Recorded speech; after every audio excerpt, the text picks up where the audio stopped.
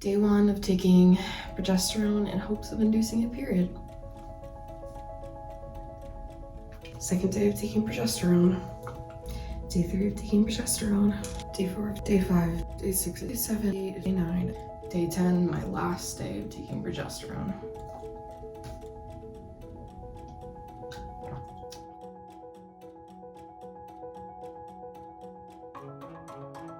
When I was 16, I got my period for the very first time. I had no idea what to expect. I didn't know anything about it. I just knew that something wasn't right. I'd go months without getting it, or sometimes I'd go months with a period. It would be 3 months at a time, and it was hell. My mom didn't know what was wrong, so we went to the doctor like anyone would. And of course I got, well, just try birth control. I tried nearly 3 different types of birth control, and each one didn't do anything. It didn't help regulate them. It only made my side effects worse. Flash forward a couple years when I entered my college years, and I finally realized, what does that mean for me? Finally going to senior year of college that summer, I decide, I'm really tired of this.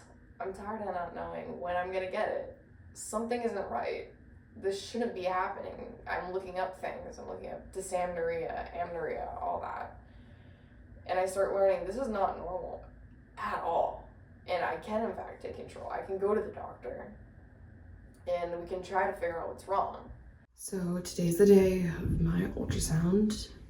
I'm not feeling super optimistic, but hopefully we find something. So I just got my regular ultrasound done and I'm about to get my internal. I'm not really an ultrasound tech, so I have no idea if they found anything, but I'm hoping it's promising. So I just finished my internal ultrasound. I think we got some clear images, hopefully. I'm feeling really hopeful. I just hope we find something. So yeah, now it's just a waiting game to see what the doctor says and if they do find anything. But yeah.